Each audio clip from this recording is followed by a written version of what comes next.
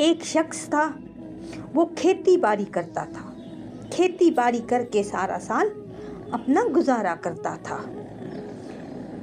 तो एक दफ़ा इसने अपनी सारी फसल काट दी। फसल कट गई, उसके बाद अब बीज डालने हैं, तो उसने बड़ी मेहनत से बीज इकट्ठा करके रख दिए कि अभी वापस बीज डालेंगे। तो ऐसे में संतों का टोला आता है, उसके गांव में संतों का टोला आता है। ऐसे खुश होता है कि संत हमारे गांव में है। अब उन संतों को कहता है कि तुम लोग यहीं पर ठहरो, मैं आपके खाने के लिए कुछ लेकर आता हूँ। संत कहते हैं कि नहीं, हमें पानी पिला दो। ये कहता है कि नहीं, मैं कुछ खाने के लिए लाऊंगा। आप मेरी ज़मीन पे, जहाँ वो खेत करता था, आप मेरी ज़मीन पे थोड़ी देर बैठो, वेट करो, मैं आपके लिए कुछ लेकर आता हूँ। आप यहाँ से गुजर रहे हो, कुछ मेरा भी खा के जाओ। अभी इस शख्स के पास इतना तो कुछ होता नहीं है, क्योंकि वो सारा साल खेतों का यही खाता है और कोई बिजनेस इसका है नहीं। अब घर जाता है, देखता है कुछ और तो नहीं है, मतलब खामोशी से जो बीज रखे हुए थे ना खेत में डालने के लिए, वही बीज सारे के सारे उठाता है, बाजार में जाके बेचता है। फिर बेच के संतों के लिए लेके आता है, मीठा कुछ लेके आता है। संत वहाँ बैठकर अपना खाते हैं। अब ये किसी को नहीं बोलता, क्योंकि चोरी छुपे ले गया, घर में भी किसी को पता नहीं है कि ये सारे बीज ले गए हैं। फिर ऐसे ही झूठ मूठ से अपनी ज़मीन को ऐसे बनाता है जैसे मैंने इसके अंदर बीज बोए हैं, बीज मैंने इसके अंदर डाल दिए हैं। खामोशी से बस ये डाल के चला जाता है, पीछे मुड़ के देखता ही नहीं है, क्योंकि इसको पता है कि मैंने बीज डाले ही नहीं है। संतों को खिला दिया, संत इसको आशीर्वाद दे के चले गए। अब ये भी चुपचाप खामोश, इसको अभी पता है कि मेरी खेत में एक बीज भी नहीं गया है, तो मेरी खेत अभी उगेगी नहीं। ये खामोश होके चुप करके दूसरा बिजनेस शुरू कर दिया। दूसरा बिजनेस सोचना शुरू कर दिया, शुरू नहीं किया, दूसरा सोच रहा था कि अब कुछ और करूं या किसी से मांग के लाऊं, कुछ तो करना पड़ेगा ना। 15-20 दिनों के बाद एक शख्स भागता हुआ आता है, कहते आपने अपने खेत में ऐसा क्या डाला था, ऐसा क्या था आपके खेत में जो आपकी खेत हरी भरी, ऐसे सुनहरे सुनहरे ऐसे खेत हुई है कि बिल्कुल किसी की भी आज तक हुई नहीं है, जाकर अपनी खेत देख तो सही। अब ये कहता है कि मैंने बीज डाले नहीं है, ये मजाक कर रहा है मेरे साथ। उसकी बात नहीं मानता, क्योंकि यकीन ही नहीं आता उसको पता है मैंने बीज डाला नहीं है, तो खेत आएगी कहाँ से। वो जो इसको बोलने के लिए आया था, वो शख्स इसको बोलता है एक दफ़ा चल के देख तो सही, हमें भी बता कि आपने ऐसा इसके अंदर क्या डाला था।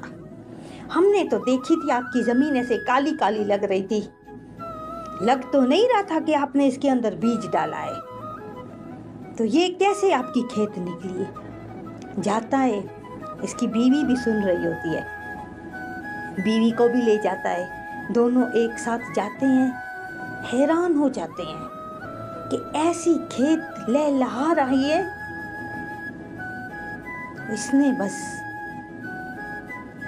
ऊपर देखा तो उसको वही संत याद आ गए कि मेरी धरती पे तो संतों ने खाया था उसी बीज का, ये सब उसका कमाल है, मेरा कमाल नहीं है, ये सब मेरे संतों का कमाल है, ये सब मेरे परमात्मा का कमाल है। फिर अपनी बीवी को, उस शख्स को बोलता है कि ये मैंने कुछ नहीं किया, सारी बात सुनाता है कि मैंने कुछ भी नहीं किया, मैंने तो इसके अंदर कोई बीज भी नहीं डाला, ये परमात्मा की मर्जी से हुआ है, ये हमारे संतों की मर्जी से हुआ है, उन्होंने मुझे आशीर्वाद दिया था, ये सब उनकी है, मेरा यहाँ पर कुछ भी नहीं है, मैंने इसमें कुछ नहीं किया, सिर्फ जैसे मैं मैंने ऐसे अपनी खेत बना ली थी कि लोग मुझसे पूछे नहीं। अगर नहीं बनाऊंगा तो घर वाले सब पूछेंगे कि आपने बीज क्यों नहीं डाले। तो मुझे बताना पड़ेगा कि मैंने बीज संतों के लिए खर्च किए थे। मैं बताना नहीं चाहता था कि वो सारे बीज मैंने संतों के लिए बेच के संतों को भोजन खिलाया था। तो यहाँ संत बैठे थे, उनके आशीर्वाद से ये पूरी खेत हरी भरी हुई है। तो यहाँ गुरुजी सुना रहे थे ना कि जो परमात्मा पे रखते हैं, जो परमात्मा की तारीफ के कायल हैं, जो परमात्मा हमसे खुश हो जाए तो वो खुश ही रहते हैं। हम दुनिया की तारीफ में दुनिया को खुश करने के लिए भागते फिरते रहते हैं। संतों को उसने खिलाया, बीज बेच के, बताया किसी को भी नहीं, क्योंकि दुनिया की तारीफ उसको चाहिए नहीं थी कि लोग मेरी तारीफ करें कि मैंने संतों को इतना खिलाया, मैं संतों को इतना देता हूँ, मैं संतों की इतनी इज्जत करता हूँ, तो लोग भी मुझको संत समझने लगे। नहीं, कुछ भी नहीं।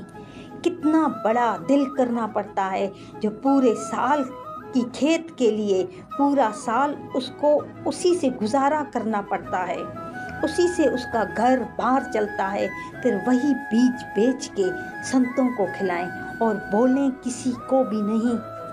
कितनी बड़ी बात है।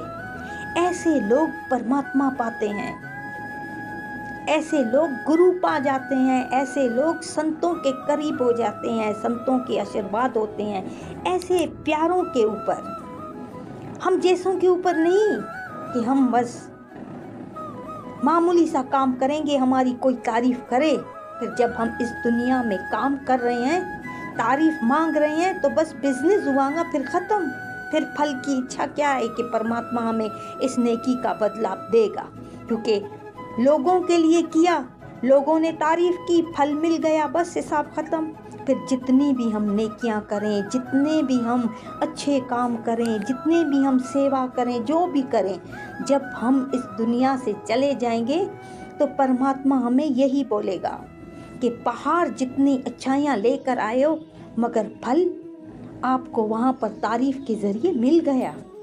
या उन्हीं लोगों से मांगो जिन लोगों के लिए आपने ये काम किए थे कि मैं काम करूँगा तो लोग मुझे अच्छा समझेंगे, लोग मेरी तारीफ करेंगे। आपने ये बिजनेस नीचे किया था तो नीचे सब खत्म, ऊपर कुछ भी नहीं है। तो हमें जो काम करना है परमात्मा और गुरु को सामने रख के अपने मन से ये तारीफ का ख्याल निकाल दो कि हम तारीफ सुने। कोई अच्छा सा खाना भी बना लेगा, उस पे भी ठहर जाते हैं कि कोई एक नवाला खाए तो बोले कि हाँ, आज का सालन तो बहुत अच्छा बना, आज की सब्जी तो बहुत अच्छी बनी है। हमें परमात्मा पाने के लिए सिर्फ और सिर्फ परमात्मा चाहिए।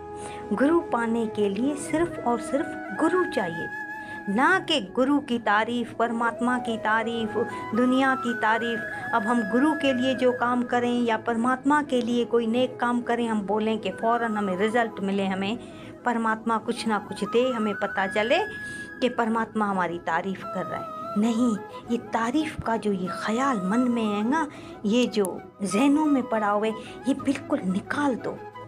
निरिच्छा हो के कोई भी काम हो बस करो, भूल जाओ कि हमने किया ही नहीं है, परमात्मा ने करवाया, हमने किया, बस खुद को सामने लाओ भी नहीं। कईयों की आदत होती है कि बहुत ज़्यादा तारीफ पसंद होते हैं, कि हमारी हर चीज़ में तारीफ निकले। मामूली सी इस्त्री करते हैं, प्रेस करते हैं कपड़ों की, उसमें भी तारीफ चाहिए, उसमें भी बोलते रहते हैं, देखो मैंने आपका ड्रेस कितना अच्छा इस्त्री कर लाई हूँ, कैसे साफ नीट इस्त्री है, कैसे साफ नीट कपड़े हैं।